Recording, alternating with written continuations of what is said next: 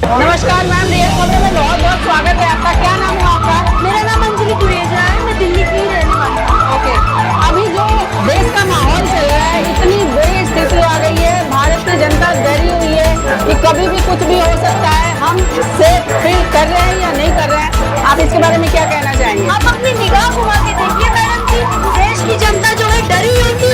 तो देश की जनता आपको ऐसे घूमते हुए नहीं नजर आती बाजार में। मैं भी देश की जनता का हिस्सा हूँ। हमारे देश की जनता किसी से डरती नहीं है। हम निडर लोग हैं, हम हिंदुत्व के लोग हैं, हम किसी से नहीं डरते। तो आपके सवाल का जवाब यही है। अभी जो पाकिस्तान दोगलई हरकत कर रहा है, हालांकि सॉरी मुझे ऐसा बोलना नहीं चाहिए, युद्ध रोक दिया गया था, उसने वापस से युद्ध शुरू किया। तो क्या उसके पीछे उसकी कोई साजिश रही है या हमें वो दिखाना चाहते हैं कि हम तुमसे ज्यादा मजबूत हैं? वो आप एक बात बताइए, कमजोर व्यक्ति ढोल बजाकर क्या ये बता सकता है कि मैं आपसे ज्यादा बलवान हूँ? ऐसा कुछ नहीं है। वो हमें कुछ नहीं बताना चाह रहा है, बस वो ये दिखाता है कि मैंने जो है सीज फायर का उल्लंघन कर दिया है। अब आप अपनी ताकतों का फिर से प्रदर्शन करिए। मेरा इतना नुकसान हुआ है, मुझे और नहीं चाहिए। और एहसान करवाना वो दोगलापन जो है, वो तो दोगलापन चाहता ही है, वो दोगलापन कर ही रहे हैं, दोगले हैं वो। तो बस मोदी जी के बारे में क्या कहना चाहेंगे? क्या उन्होंने अभी तक का जो भी फैसला लिया है एकदम सही लिया है? हाँ बिल्कुल, मैं सरकार के हर फैसले से सहमति रखती हूँ। मोदी जी ने आज तक जो भी फैसला लिया है बहुत सही फैसला किया है, उनको मुंह तोड़ जवाब दिया है। और मेरे देश को जो बचा रहे हैं आज वो मोदी जी ही है। मोदी जी पे आरोप लगाया जा रहा है कि जो भारत की सेना है काफी संख्या में मरी है, लेकिन उनको छुपाया जा रहा है, सामने नहीं ले आया जा रहा है। तो ऐसा कुछ नहीं कि भारत की जो संख्या है वो बहुत, मतलब आप जवानों की संख्या शायद कह रही हैं। हाँ, जो देश की जवानों की संख्या है। देखिए, जवान इस तरफ के भी मरे हैं, जवान उस तरफ के भी मरे हैं। इसीलिए मैं बस ये बात कहती हूँ कि और कहना और जंग का ऐलान करना बहुत आसान है। हम तो घर में बैठे हैं, हमारे लिए बहुत आसान है। हमारे फैमिली के 5 लोग हैं, 10 लोग हैं। मोदी जी के ऊपर 133 करोड़ लोगों का विश्वास है, उनका प्रेशर है, अपनी जनता का प्यार है, सब कुछ है, उन्हें वो सब नहीं देखना है। वो तब तक कहना जब आसान है जब तक हम सिर्फ टीवी में हेडलाइंस देख रहे हैं। उसके अलावा बहुत सोचना बहुत मुश्किल। आप ये सोचिए, जो जवान है उनको कह दिया जाता है कि आप आखिरी लेटर्स लिख दीजिए अपनी फैमिली को। इसीलिए बहुत जो है वो आसान चीज है। उनके खड़े करने वाले शब्द हैं जो उनके पेरेंट्स झेलते हैं आखिरी विदाई के वक्त, वो तो खैर मैं बोल नहीं सकती, उसकी कोई तुलना नहीं कर सकती। कोई तुलना नहीं करी जा सकती है, बिल्कुल नहीं। जी, अच्छा, अभी युद्ध रुका हुआ है दोनों तरफ से। हाँ, तो क्या लग रहा है कि चाइना की मदद से उसने कुछ साजिश रची है या कुछ उसका कुछ खुफिया कुछ बड़ा करने वाला है? उनका चीनी माल ही भारत में सबसे पहले गिराया था। आपको याद हो तो उनका चीनी माल ही सबसे पहले गिराया गया था, ठीक है? जो उनका F-17 था, और जिस चीन को चीनी माल ही था, उन्होंने चाइना से मदद ली। उनका चीनी माल ही सबसे पहले गिराया गया था। और उसके बाद उससे पहले ही जो है उन्होंने तो वो भारत की 2 बेटियों ने जो उनको मुंह तोड़ जवाब दिया था, जिनके हमलों का वो कोई रोक भी नहीं पाए थे। आप कह रही हैं हम उस देश से डरते हैं, हम डर कर बैठे हैं, हम डर लोग हैं।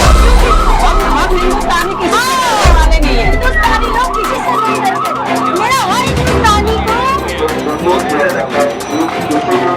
अच्छी बात है, पिता से डरना चाहिए औलाद को। वो देश का पिता है, पिता से डरना चाहिए औलाद को। मैं बस हर हिंदुस्तानी को अपना पर्सनली ये मैसेज देना चाहती हूँ। जो लोग ये देख रहे हैं, मैं उनसे बस ये कहना चाहती हूँ, सबसे पहली बात तो मैं मोदी और बीजेपी की सपोर्टर एजेंट नहीं हूँ। वो मेरा पर्सनल इशू है कि पर्सनल मेरा चॉइस है कि मैं किसको सपोर्ट करती हूँ। दूसरी बात मैं सिर्फ ये कहना चाहती हूँ कि आप इस देश को आप रह रहे हैं, वरना आप वहाँ जाके रहिए जिसको आप सपोर्ट करते हैं। जहाँ का नमक खाते हैं वहाँ की नमक हरामी मत कीजिए, गलत बात है।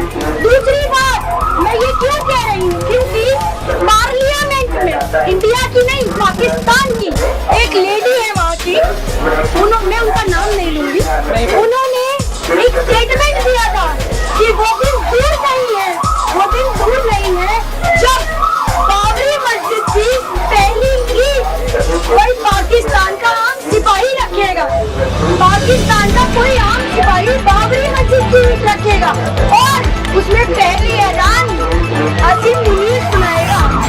ठीक है, उनका मिलिट्री जनरल असीम मुनीर उनकी पहली अजान सुनाएगा उस मस्जिद में।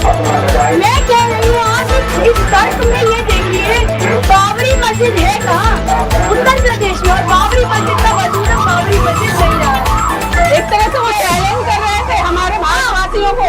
चैलेंज कर रहे थे। देखिए हमारा देश जो है वो सेक्युलर है, हमें सब धर्मों का वो इज्जत करना सिखाता है। मैं खुद एक हिंदू नारी हूँ और मैं ही किसी के भी धर्म के धार्मिक स्थल पे हमला करना और ये सब करना अच्छा नहीं समझती। उन्होंने हम पे ये इल्जाम भी लगाया। आप ये चीज तो सबकी आप देश की जनता हो, आप किसी भी रिलीजन के, आप किसी भी पॉलिटिकल पार्टी को समझते हैं, सपोर्ट करते हैं। आप ये सोचिए वो हमें कितना बड़ा चैलेंज कर रहे हैं और उनके चैलेंज की क्या औकात है हमारे सामने, कुछ नहीं। क्या कहती है मेरी जनता, सही बात है? बहुत मैम सवाल तो बहुत सारे हैं, अगर आप थक गई हैं तो फिर ज्यादा बात नहीं करेंगे। एक चीज और, विदेश में ट्रम्प ने हमारा साथ दिया है, उसके बारे में क्या कहना चाहिए? रूस ने हमारा साथ दिया है, ट्रम्प ने हमारा साथ दिया है, और भी बहुत सारे मुल्क हैं जो हमारे साथ खड़े हैं, और पाकिस्तान के साथ केवल चीन खड़ा है। जब देश परेशानी में था, परेशानी के वक्त अपनों को नहीं भूलना चाहिए। हमें किसने साथ दिया? रूस ने और अमेरिका ने। रूस ने हमारे लिए क्या करा? रूस ने हमें जो है सामान दिया ताकि हम उनको मुंह तोड़ जवाब दे सके। ठीक है, हमने उन्हें मुंह तोड़ जवाब दिया, वो हमें क्या कहते हैं उस वक्त बुज़दिली याद नहीं आई थी जब हमारे 26 लोग मरे थे। सोचो कितनी माँ बहनों का सिंदूर उड़ा था, किसके बच्चे रोए थे, किसी की माँ रोई थी। हमें अच्छे वक्त में कभी अपने दोस्तों को, दुश्मनों को नहीं बोलना चाहिए, बुरे वक्त में भी नहीं बोलना चाहिए। तो हमारा साथ रूस ने दिया था, मैं इस बात से बिल्कुल सहमत रहती हूँ। और अमेरिका ने, अगर आप मेरे दिमाग से सोचिए ना, तो अमेरिका ने पता क्या करा? हमारी सुलह कराने वाले कौन था? अमेरिका। भाई पाकिस्तान वालों से कहा, पाकिस्तान वालों ने क्या करा? लोन ले लिया, $8 बिलियन का लोन लिया गया। किससे? IMF से, इंटरनेशनल मॉनेटरी फंड से जो है लोन लिया गया। उसके बाद ऐसा थोड़ी दूरी IMF से लोन लिया गया। ठीक है, उसके बाद उन्होंने अटैक करने के लिए सामान खरीदा। कहाँ से? अमेरिका से। अमेरिका ने क्या कहा अपने दोस्त मोदी जी से? भाई मैंने अपना पूरा कबाड़ा इन्हें बेच दिया है, अब तू सुलह कर ले। बिल्कुल बिल्कुल, उसी में फायदा है, ये मेरा दिमाग कहता है। अब राजनीति क्या है, सत्ता क्या है, वो जाने, वो देश पिता है। बस बात खत्म। मोदी जी पर हमेशा आरोप लगा है कि वो हमेशा विदेश घूमते रहते हैं। क्या आज वो विदेश घूमना सफल हुआ है? हाँ बिल्कुल बिल्कुल बिल्कुल।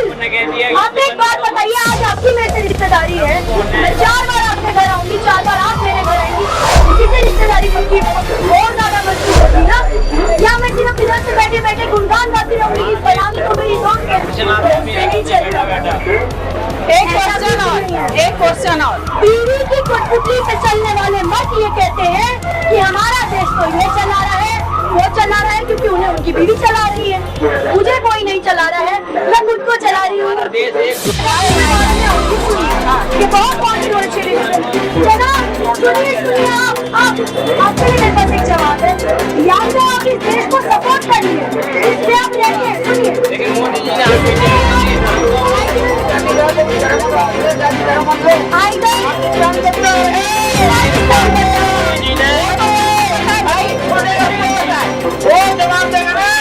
country you support or you go and live in the country you have the support for।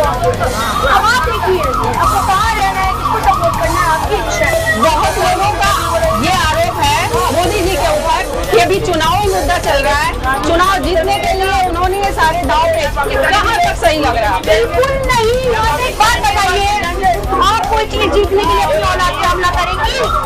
नहीं करेंगे ना, वो देश की तो ये आरोप गलत है। हाँ बिल्कुल गलत है। हर मोदी, घर मोदी। मैं मोदी की एजेंट नहीं हूँ भाई साहब, लेकिन मैं सपोर्ट करती हूँ क्योंकि मैं सही सपोर्ट करती हूँ। ये पाकिस्तान नहीं है, सॉरी पाकिस्तान नहीं है, आतंकिस्तान है। मतलब कि खाने के लिए दाना नहीं, पीने के लिए पानी नहीं, युद्ध करेंगे साहब। मतलब कि कि मैं क्या कहूँ, ये पाकिस्तान जैसे इंदिरा ने कफ्तर में की थी, वो टुकड़े कर दी थी, इसी प्रकार में ये नरेंद्र मोदी को इसे 2 नहीं 3 टुकड़े कर देना चाहिए। मतलब कि जब तक रहेगा ये तंग करते रहेगा। और देखिए मैं अटल बिहारी ये